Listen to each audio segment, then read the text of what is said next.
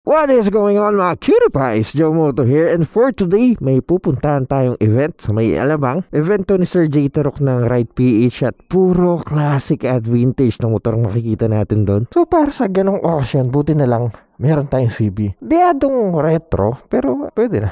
Painitin ko lang to. Ow! Yes. Okay. Tara na.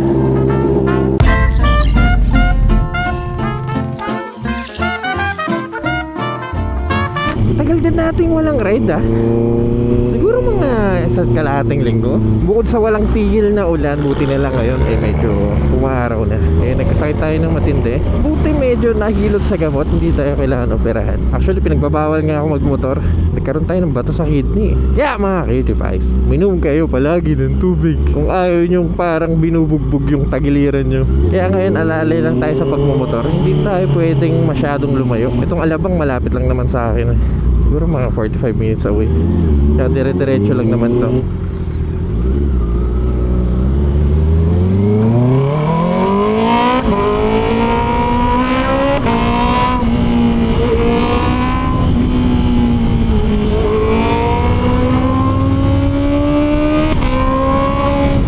Teka, parang hindi alala yung ginawa ko.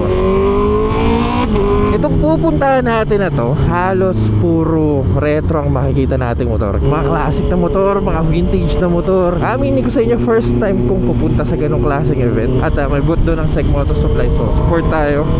Bira ako pumunta sa mga ganong klaseng event kasi unang-una wala naman akong retro na motor.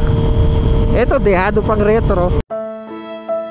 Alam nyo, maraming nga hater itong motor na to Ayon sa mga previous owner ng CB650R, mas gusto pa daw nila itsura ng luma kaysa dito sa bago. Number one reason, nawala yung pagka-retro ng motor. Yung mukha, hindi na siya yung mismong bilog. Naging teardrop yung mukha, which is para sa akin parang retro pa nga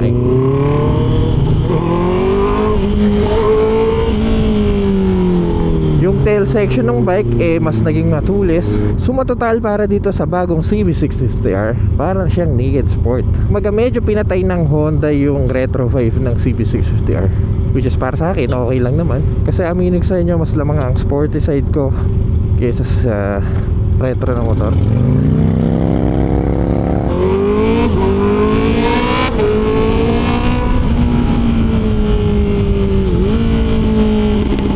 Pero pwede na to para sa event mamaya.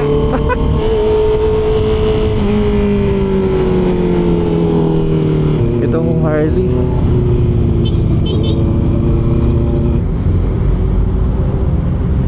ganda no? Ganda ng tunog. Laki ng gulong Kahit basang-basa dito, ulan ba? Bakit hindi naman umulan? Dandang. May sira sigurong drainage. Po, ayan na. May nararamdaman na akong patak. E-clutch, do your thing. Dahil traffic.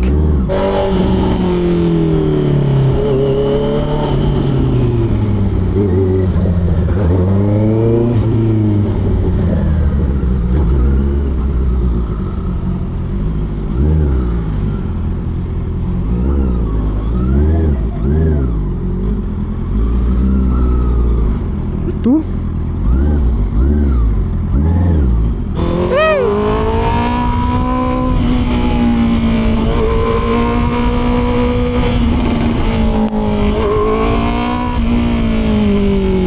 traffic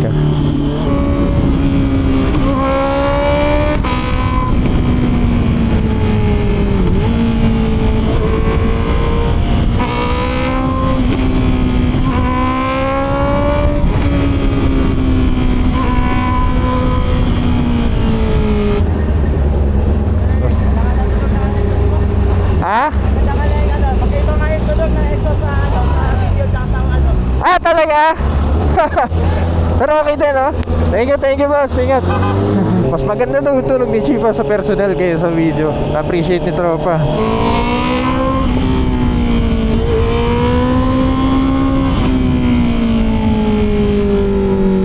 Okay, dito na tayo sa Alabang. Asa na Feel It Best tent. Nandun daw yung event Go ba? Di naman. Teka. Ay, boss! Kamusta? Ingat kayo ah. Dami nakakilala ngayon sa kalsada.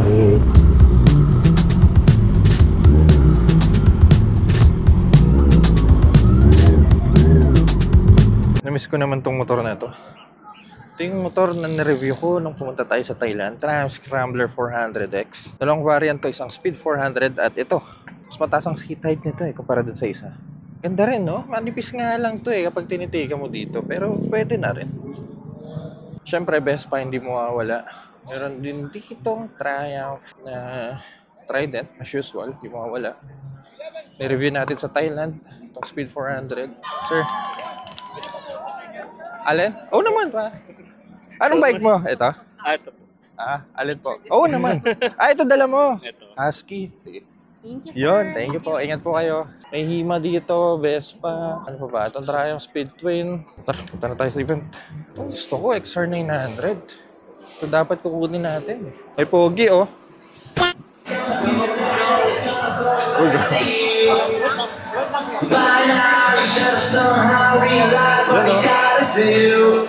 If ever gusto nyo bumili ng motor sa Triumph, kontakin nyo lang si Darwin, siya na bahala sa inyo.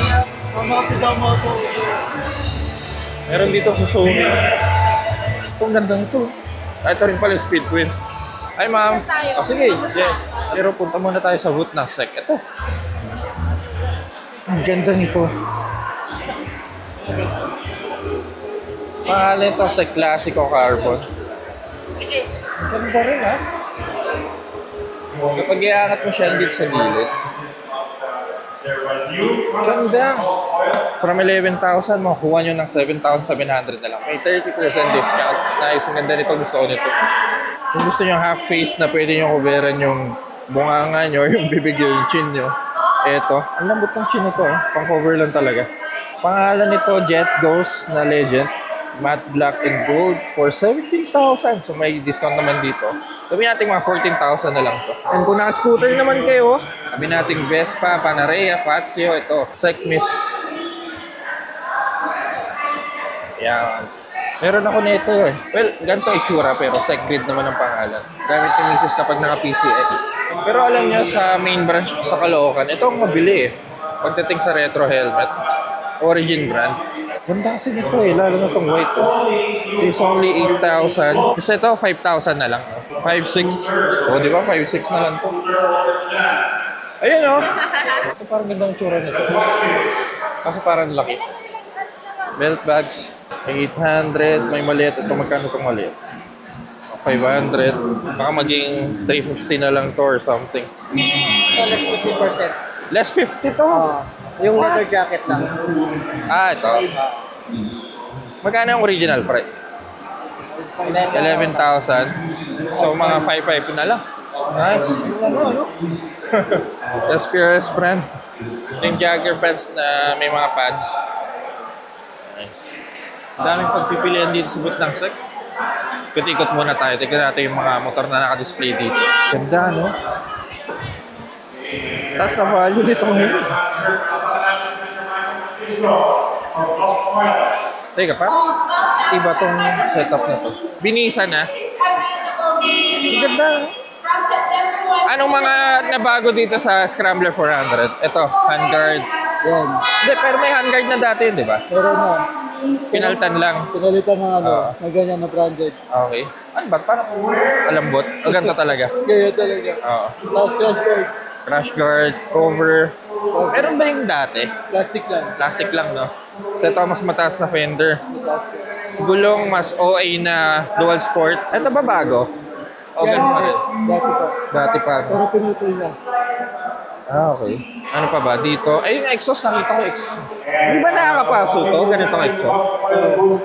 Nakapaso naman siya, pero yung ginawa dito for aesthetic purposes. For aesthetic lang. Pero display normally, lang, no? yung ano na, normally yung tabucho na talaga dito nakababa. Oo nga eh. Anong brand to? Anong bansa galing? Thailand. So ngayon, mino-market namin, pag gusto nyo ng parts, aftermarket parts para sa Scrambler 400, pwede tayo mag-order sa Thailand. Super Cub. Ganda, no? Ang cute. Galing Honda. Masarap ibiyahin nito, no? Nice. Okay, ito ay Harley Davidson na L Knucklehead. As you heard it from ang pinakamaganda. Ganda ng pagkapula. So ay Suzuki na ewan ko, hindi ko alam kung ano to. RV50, yan may pangalan ng bike na to. Anyone na hindi At naka-blue. ano pa. BMW R60. What's your first question? Nice. Gusto Gusto ko to. Super Sport 750 na Ducati. Kanino kaya to? Halika dito. What's your name, sir? What's your name? Manay Kawasaki Ninja EPZ. Ano? Ginamit sa Top Gun. Tumal of red cam, 16 volt na. Four cylinder. Ganda, no? Ganda ng upuan. For scooters! Yes! So, one handlebar yun, pa-curve. Joke lang. Tipong motor ko. Nandiyan yung mga friends natin sa Suzuki.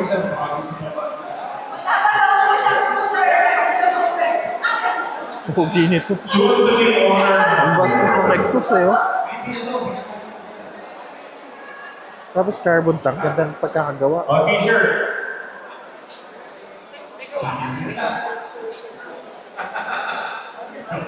Ay, gusto ko ng gantong puwan sa 10R. Okay. Metro scooter, Pwede na kayo lumapit dito kasi Vespa na to. talaga nila. Harley. Teka, may nakita akong idol ko dito eh. Mukhang bibili ka na naman ng bagong motor. Kinuha nila ako ng basa. Ayaw nga pala. Ito mo yun? Oo, yan. Kumusta ka na? Pero padaan lang din. Oy, subscribe nyo yan.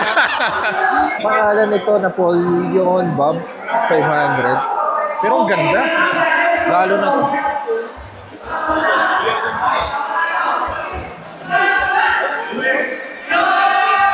Ganda nito. Pangalan ng brand na to, Ebenda. Ayan. Dito sa labas. Ano ba meron dito? Testing area. Meron din test ride ng Suzuki dito. Test ride ba to? Oo naman, boss. Darwin Marquez, Teka. motorcycle. Singilin ko na to. Kanina pa may exposure to eh. Meron ditong Suzuki na GSX-S 1000 GT. Ito yung mukhang pating eh. Ayan. Haba nito. Same engine ng Gixxer 1000, GSX-S 1000 na naked. Sport touring bike. At daming kanto. Yun o. Ay, satak. Huwag daw. Iba yun. Ibang channel yun. Tanga paano? Ito ba yung kay Bernadette? Okay. Pero special edition yan. Start mo nga. Ano ba yun? Bomba. Okay. Testing ko nga. Sige. Delay!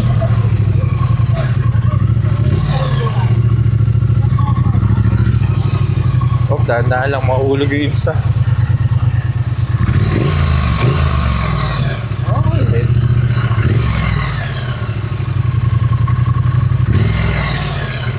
Relax lang din. Saan lapad ng puwan ah. Pero ang ganda ng tunog. Grabe to. Parang di ako sanay makita ka nakaganyan. Ang dami ko na exposure. O ikaw na naman. Itong ganda nito eh. Tingnan ko lang saglit to ah. Benda. Ganda no? Chinchilla.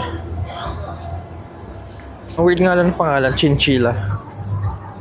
Parang hindi pang macho pakinggan pero so headlight oh. Lapat ng gulong. Ilang displacement to? 450? Parang overkill yung tsura niya para sa 450.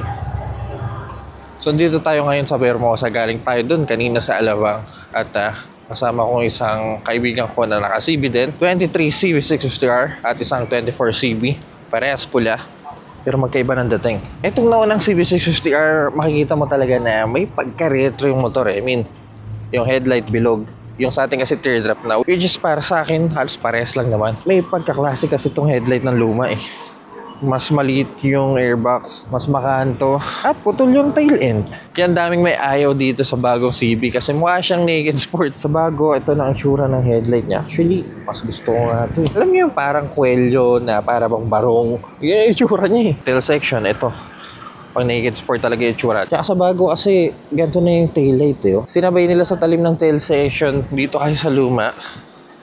Pantay siya dito sa pillion seat eh. Tapos pahaba siya. Itong fender mukhang pares lang din naman. Pero ang gusto kong iparinig sa inyo, ang CB650R na ganitong klaseng exhaust. Actually parang cut delete to. Ganito yung tsura ng stock. Nag-fabricate ng mid-pipe. Tapos naglagay ng Orion exhaust. Naging underbelly yung exhaust sa atin kasi naka-side exhaust. Pero anyway, buksan natin. Parinig ko sa inyo. Aba, bass!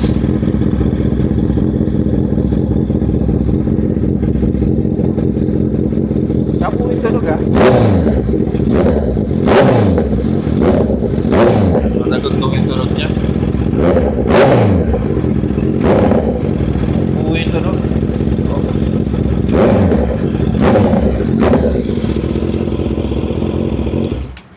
Dito naman sa atin na naka-side exhaust na Exil full system. Ito ang tunog niya. Magaspang to eh. Pero ang sarap pakinggan kapag bomba na.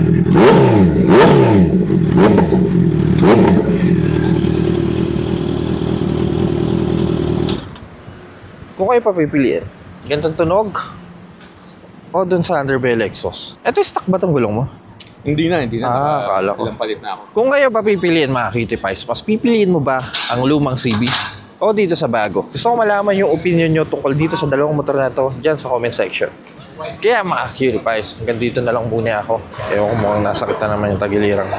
Nag-enjoy kayo sa video na to, kindly leave a like at kung mahilig kayo sa mga ganitong content, huwag kayong mag-alala dahil nasa tamang channel kayo. So make sure to press the subscribe button dyan sa baba.